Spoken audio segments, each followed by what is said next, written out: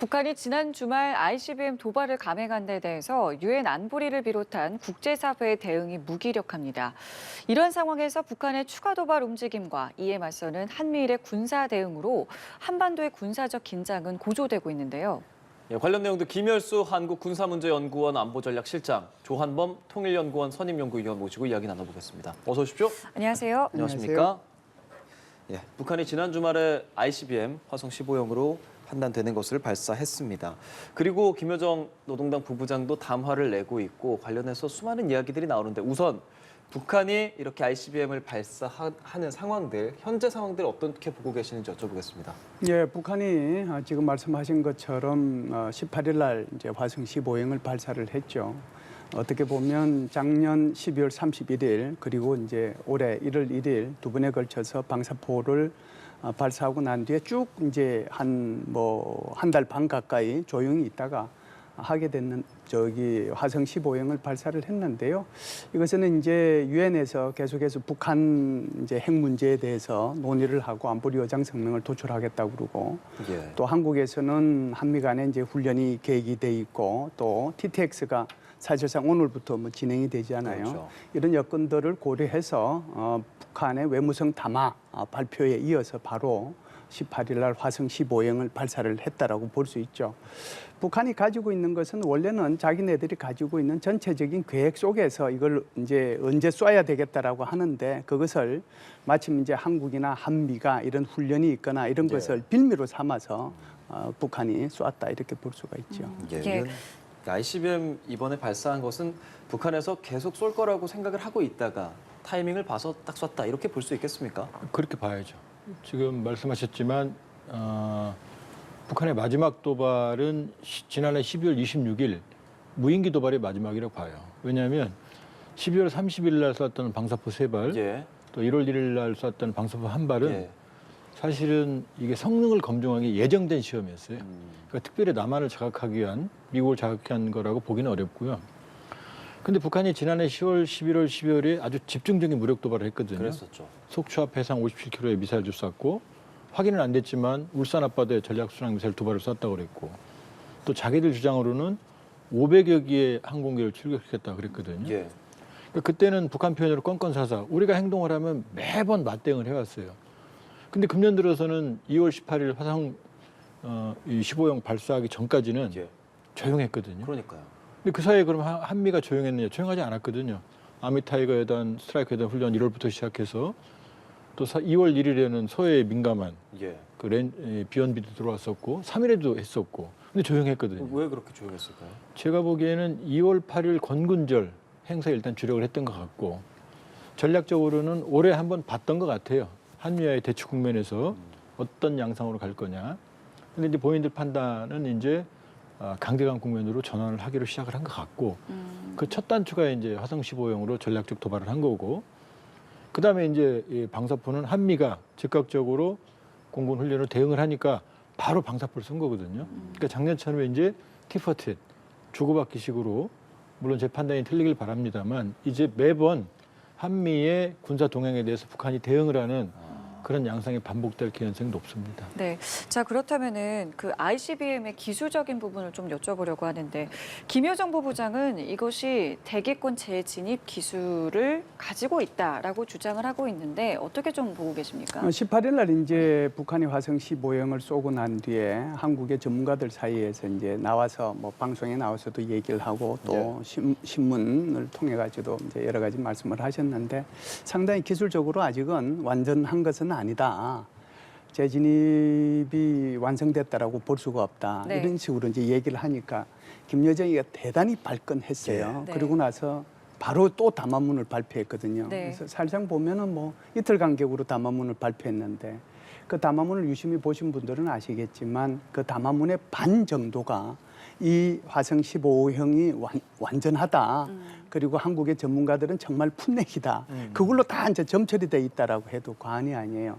그러면서 이것이 재진입에 성공했다는 것을 뭘로 이제 표현을 해서 얘기하느냐 하면 이게 탄두가 이렇게 떨어질 때 네. 본체하고 같이 비슷하게 이렇게 떨어지는데 거기서 구분도 못한다. 그리고 이것이 떨어지게 되면 떨어질 때까지 우리는 계속해서 텔레메트리를 통해 가지고 탄두 젤 앞에 붙어 있는 정보를 주고받는 네네. 장치죠. 그걸 통해 가지고 우리가 주고받기 때문에 떨어진 순간을 우리가 알 수 있는데 네. 이걸 지금 한국에서는 잘 모르고 풋내기 같은 소리를 하고 있다. 이렇게 이제 발끈해서 얘기를 그렇죠. 했거든요. 예.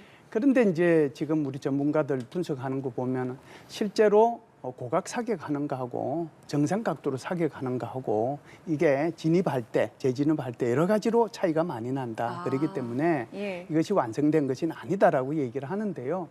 한번 그냥 우리가 상식적으로 생각을 해봐도 우리가 네. 타고 다니는 자동차, 그 자동차 한 대를 새로운 모델로 생산해내기 위해서는 수천 번에 걸쳐서 시험을 하지 않습니까? 그렇죠. 그래서 여러 가지 문제점들을 다 찾아내거든요. 예. 뭐 극한 지역에 가서 아주 추운 데 가서도 하고 아주 더운 사막 지방에 가서도 그걸 하잖아요.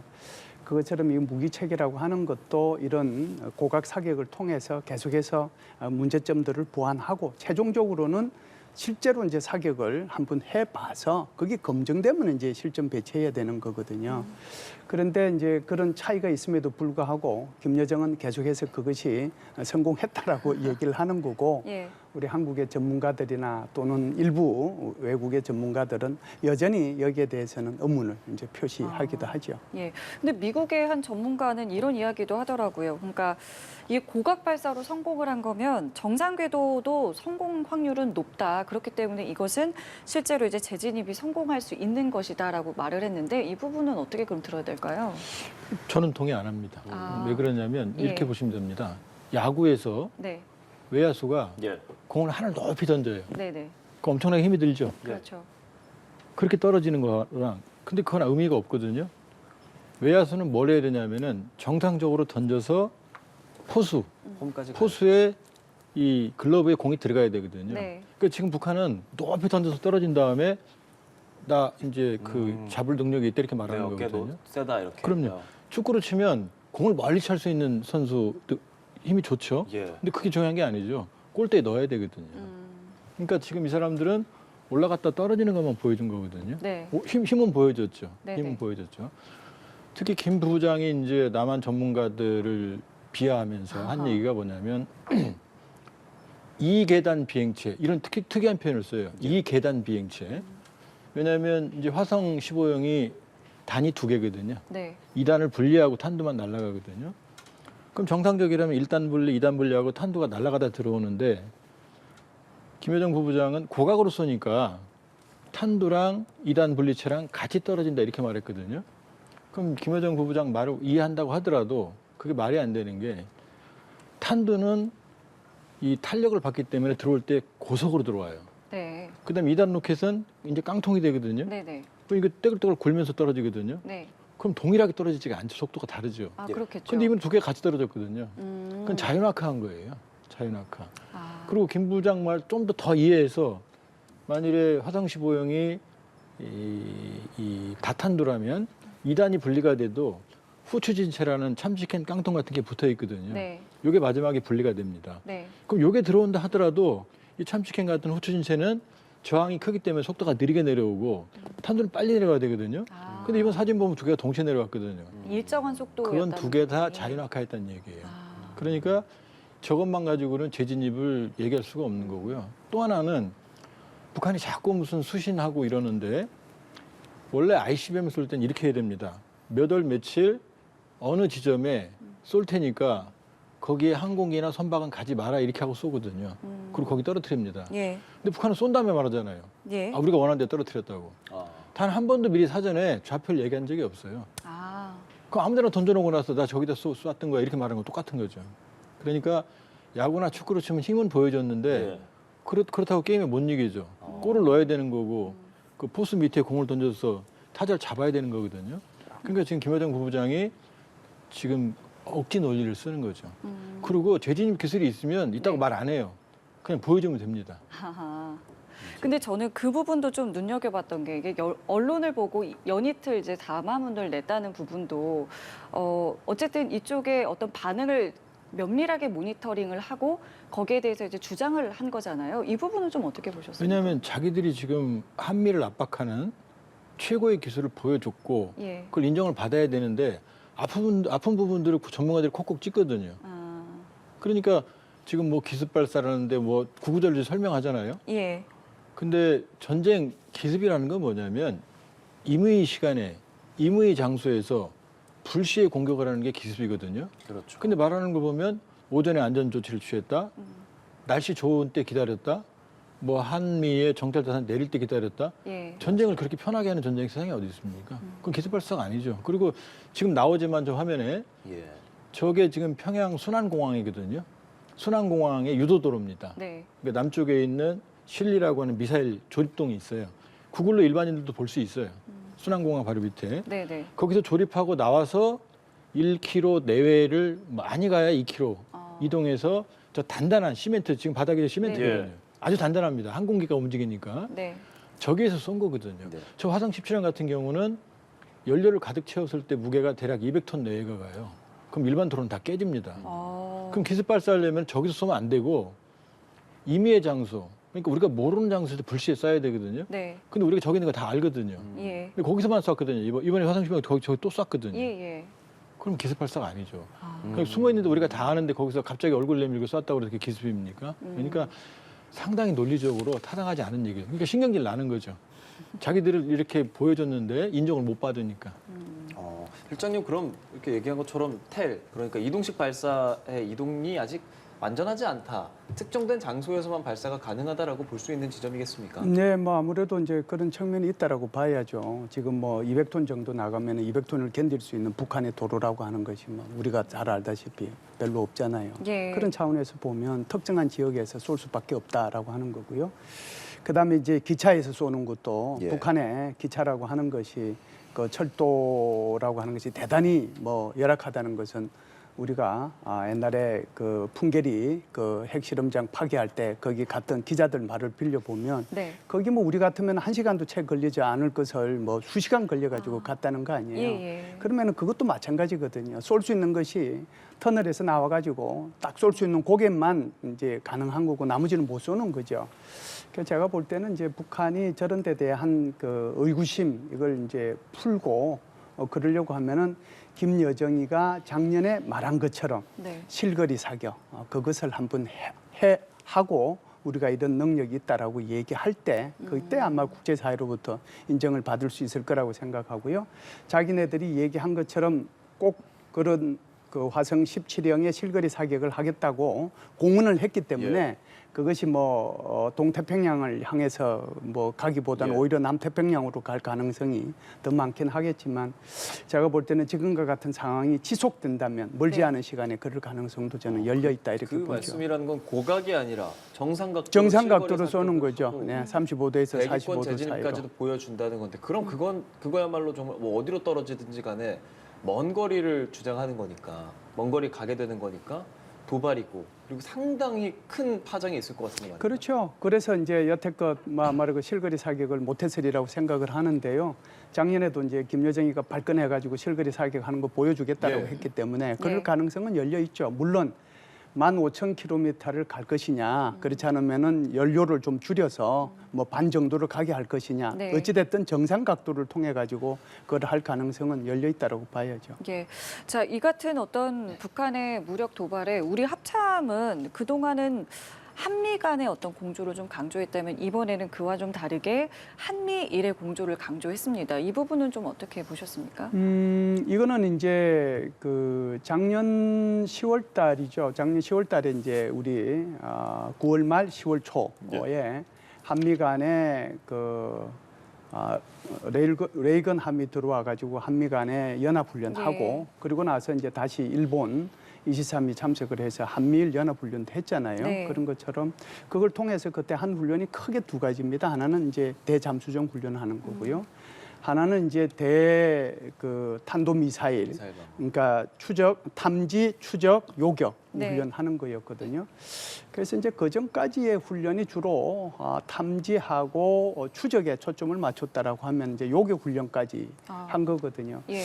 이제 이것을 강조했다는 것은 향후에 한미일 간에 예. 이런 북한의 이 탄도미사일에 대한 경고에 어떻게 보면은 발사하고 난 뒤에 뭐 탐지하고 추적하고 그리고 요격하는 그런 훈련을 할 가능성이 있다는 것을 뭐 암시하는 거라고 봐야죠. 이 공조가 더 강해지는 것이 우리에게 좋다고 보시는지요? 이 보면 이제 한미일이 예. 각각 그 북한 미사일에 대해서 장단점이 있어요. 예를 들면 우리가 북한 미사일 재원을 파악할 때 우리가 일본보다 더 정확합니다. 보면 이제 일본하고 우리가 숫자가 틀리거든요. 왜냐하면 지구 공면 효과가 있기 때문에 일본이 하는 것보다 여기 가깝게 보니까 훨씬 낫거든요. 예. 그렇기 때문에 물론 이제 한미일 다 이지스함이 있죠, 포착하는. 그러니까 미사일 방어 훈련을 하게 되면 이 미국의 레이건 이게 이제 요코스카에 있는 함대에 배치되어 있는 거거든요. 이걸 기함으로 해서 한미일 이지스함들이 정보 공유식을 갖춥니다. 그러면 이제 이 사각지대가 없어지거든요. 네네. 근데 일본 같은 경우는 우리보다는 떨어져 있지만 이 대잠, 그러니까 대잠 능력이 탁월해요. 이 미국 다음으로 세계적으로 두 번째거든요. 그러니까 그 다음에 공중 조기 경보 전력도 우리보다 더 탄탄하거든요. 네. 물론 이제 미국은 말할 정도는 아니고요. 그러니까 이 한미일이 협력을 하면 뭐 한일 관계 이런 정치적인 네. 현안을 제외한다고 그러면 미사일 방어망이 상당히 촘촘해지죠. 그러니까 순수하게 군사적인 관점에서만 본다고 그러면 네. 이 한미일 협력은 북한 미사일 방어에 상당히 큰 도움이 되죠. 예. 한미 또 한미일 해서 수많은 뭐 군사적인 좀 공고가 강화해지고 있는 것 같고요. 일단 우리 입장에서는 F-35A 공중급유 장면 어제 보여줬더라고요. 북한 입장에서 충분히 좀 위협이 될 만한 비행기, 전투기라고 볼 수밖에 없겠죠. 공중급유 장면을 왜 공개를 했을까요? 이제 중요한 건 그거잖아요. 그렇죠. 김여정이가 이제 발끈해서 나온 게 이런 겁니다.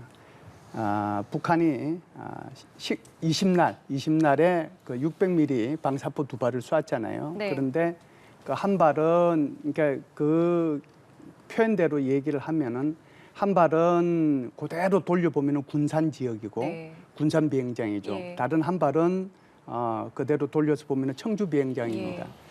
그래서 이것이 이제 19일 날 한미 간의 연합 훈련을 할 때 미국의 B1, B 두 대가 들어왔을 때 각각 이제 한국의 F-35하고 미국의 F-16이 청주 비행장과 이 군산 비행장에서 떴거든요. 예. 그래서 네. 이제 한미 연합 훈련을 했단 말이죠. 네.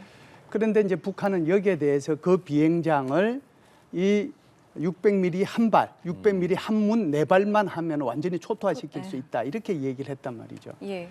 그러면은 이걸 이제 한국 입장에서 또는 한미 입장에서 어떻게 생각을 하느냐 하면은 그래.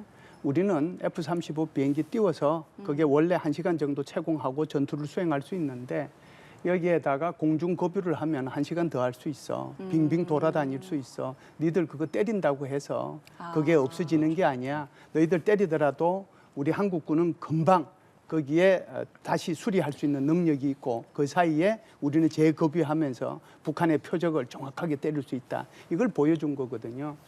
F-35가 왜 북한이 두려워하느냐 하면 스텔스기거든요. 그렇죠. 네. 저거는 5세대 전투기입니다. 그래서 저것이 이제 결국은 중요한 것은 레이더에 저것이 어떤 형태의 모습으로 나타나느냐가 중요한 거잖아요. 네. 아주 작은 점으로 나타나요. 아주 그러니까 큰 형상으로 나타나는 것이 아니고 그래서 레이더를 보는 사람이 저게 전투기인지 새인지 뭐 이걸 잘 모르는 거죠.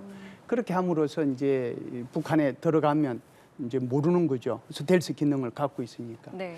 그걸 이제 우리가 F-35A라고 하는 전투기를 많이 갖고 있으니까 북한으로 봐서는 그것이 가장 위협적인 요소고 바로 북한의 킬체인, 북한의 중요한 무기들을 킬체인을 통해서 하는 핵심 자산이기 때문에 F-35를 두려워하는 거고 그 두려워하는 모습을 이런 결정적인 순간에 공중 급유 자산을 통해서 계속해서 작전을 할 수 있다라고 하는 것을 보여준 것이죠.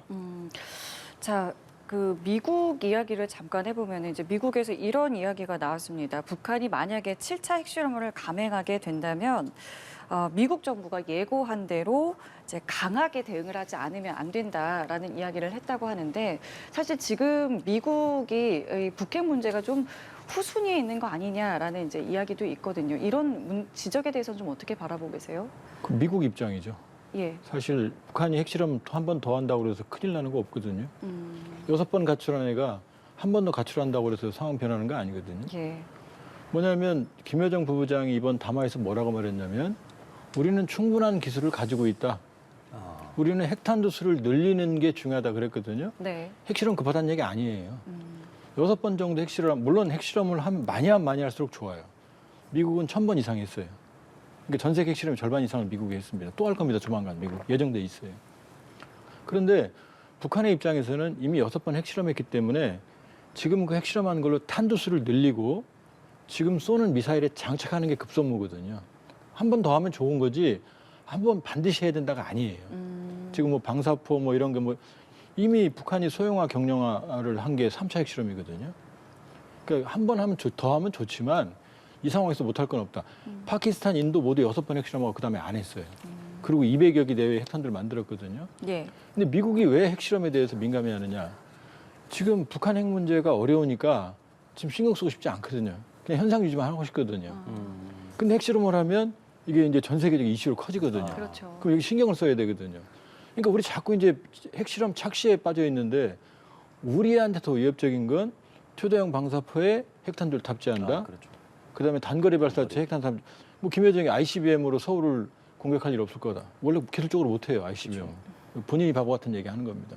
근데 우리한테 위협적인 건 북한의 단거리 발사체에 핵탄두를 탑재하는 거고 네.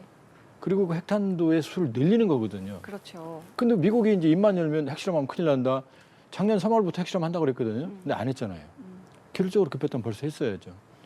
그러니까 핵실험 위기설을 얘기하는 건 미국입니다. 근데 우리는 이미 위기에 처해 있는 거고요.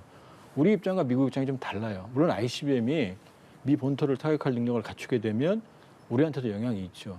그러나 지금 미국에서 계속 핵실험에 대해서 강하게 얘기하는 건 미국의 입장입니다.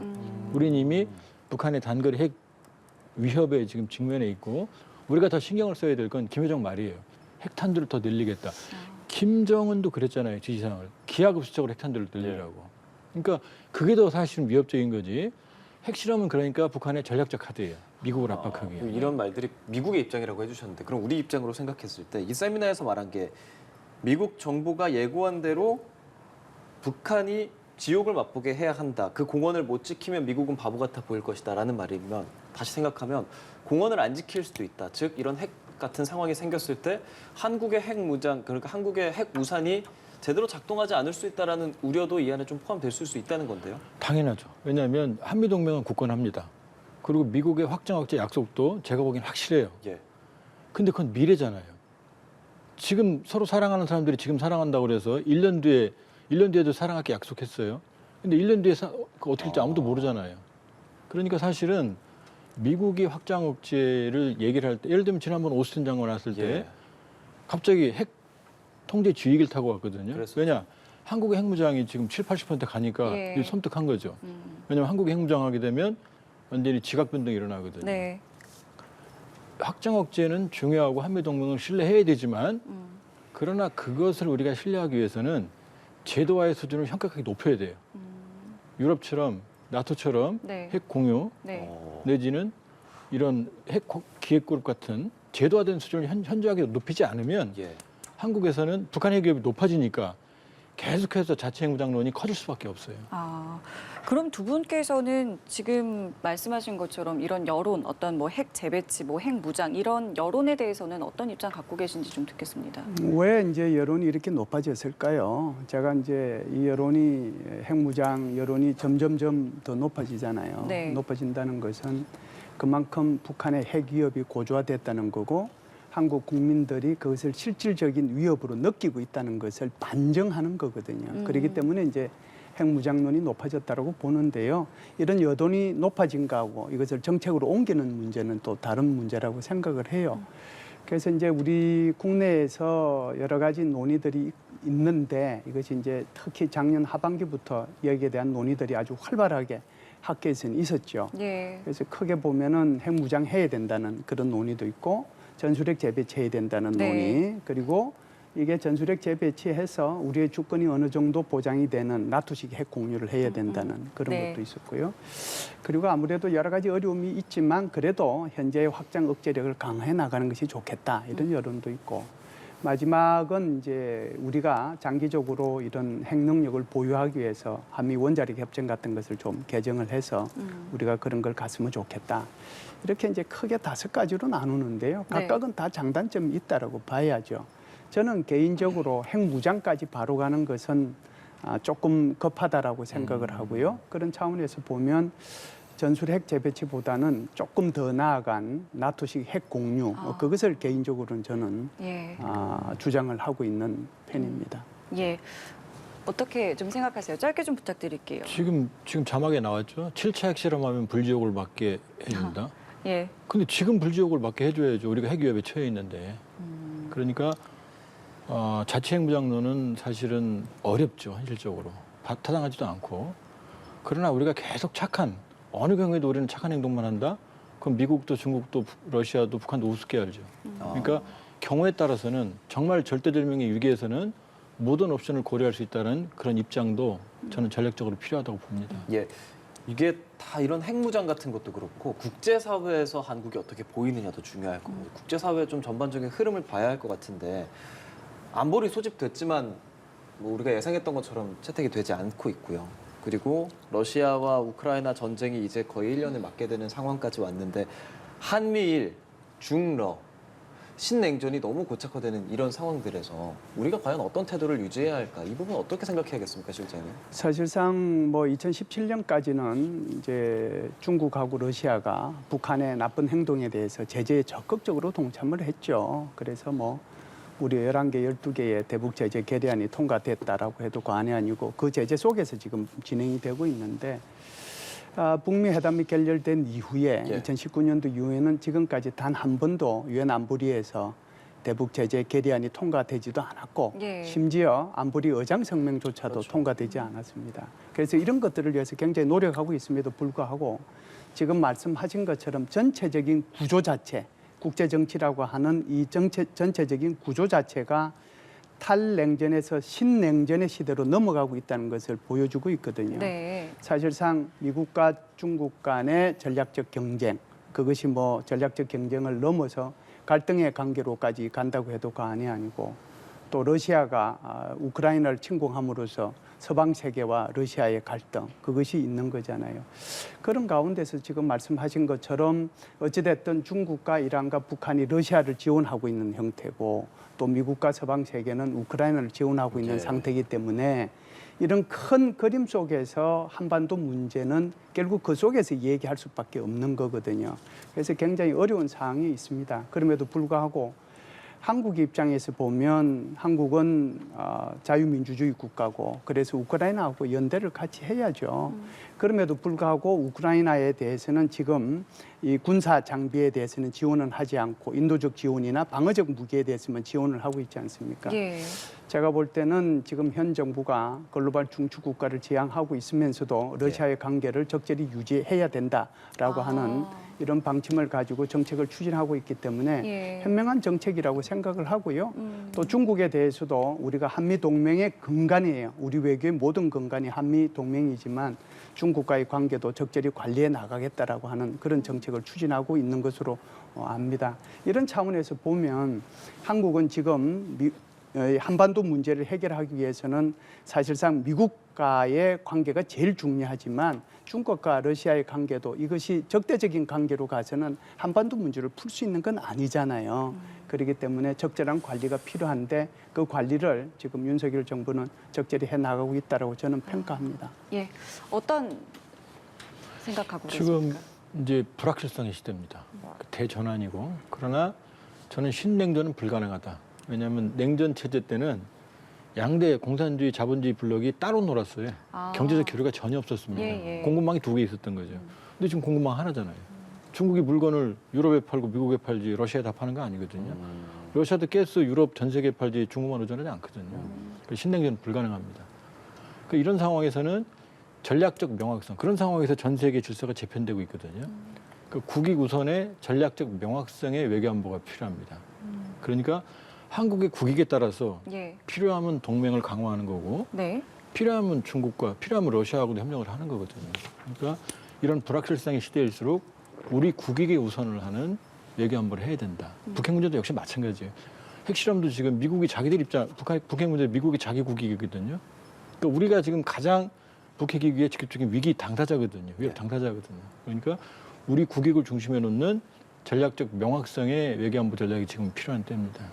예, 그럼 마지막으로 간단하게 하나만 여쭤보겠습니다.